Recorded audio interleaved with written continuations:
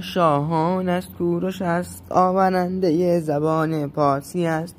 فرمانروایی که دارد قهرمانهای نامی در آن زمان شاهان بود کوروش، زبان ایرانیان بود کوروش.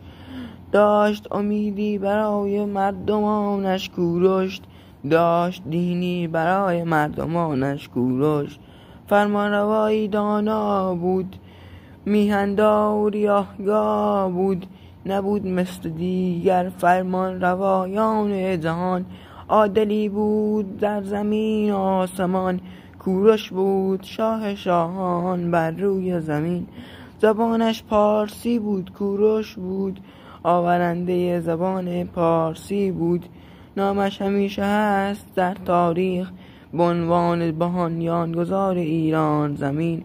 اسمش بود کوروش هخامنش، به افتخارش بکوب لایکی با ارزش.